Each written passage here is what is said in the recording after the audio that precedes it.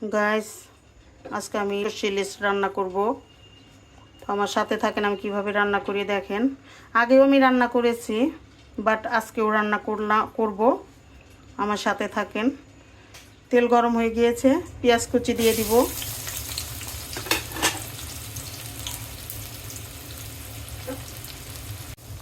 Gas পেঁয়াজগুলো একটু ভালো করে আমি ভেজে নিব। আজকে গ্যাস অনেক কম, কিভাবে রান্না করব বুঝতেছি না। পরিমাণ মতো লবণ দিয়ে দিব। রসুন বাটা দিয়ে দিচ্ছি। দিয়ে দিব সামান্য একটু আদা বাটা। সামান্য পরিমাণ দিয়ে দিব একটু জিরা বাটা। বন্ধুরা, ফালি করে রাখা টমেটো অ্যাড করব এটার সাথে আমি। এই যে টমেটো আমি একটু ভেজে নিব।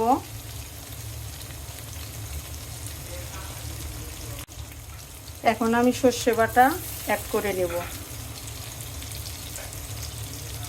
সো গাইস, দেখেন সর্ষে দেওয়ার পরে কীরকম তেল উঠে গেল।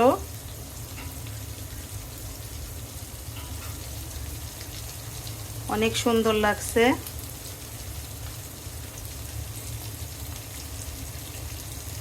এখন আমি এই সব মশলা কষানোর জন্য সামান্য পরিমাণ একটু পানি দিয়ে দিব।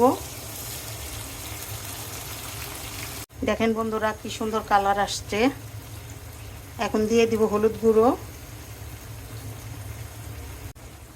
সো গাইস, মরিচ গুঁড়ো দিয়ে দিলাম।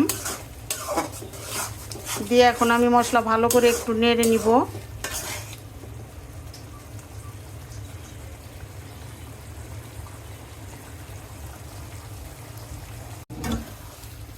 বন্ধুরা দেখেন কি সুন্দর কালার আসছে।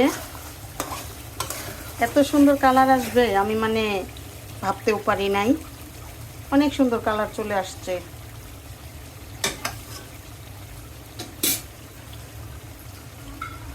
এখন আমি ধুয়ে রাখা মাছের পিসগুলো দিয়ে দিব। বন্ধুরা, এই যে সব পিসগুলো আমি একে একে দিয়ে দিলাম। এখন একটু মাছগুলো উল্টিয়ে নিব।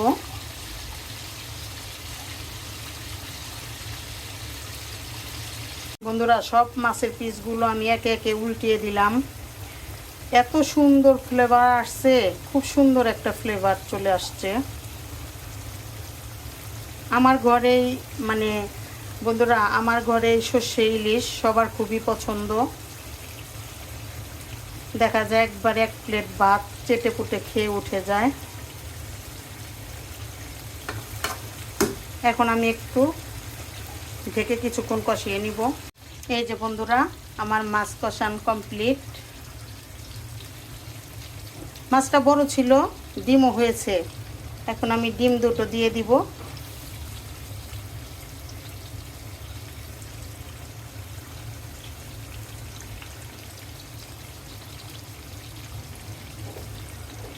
সো গাইস, এখন আমি রান্না করার জন্য ঝোল দিয়ে দিব।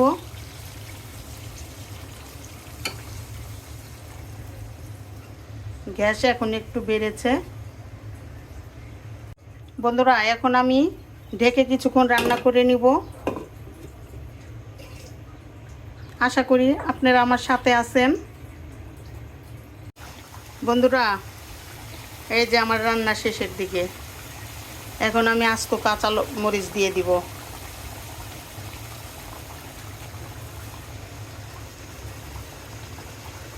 সর্ষে ইলিশ যখনই করবেন আপনারা, তেল উঠে যাবে উপর দিয়ে, তারপরে নামিয়ে ফেলবেন।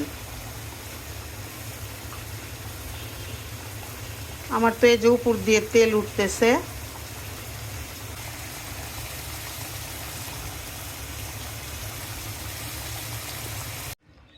বন্ধুরা, এই তো আমার সর্ষে ইলিশ রান্না কমপ্লিট। দেখেন কি সুন্দর কালার আসছে। মাশাআল্লাহ, অনেক সুন্দর।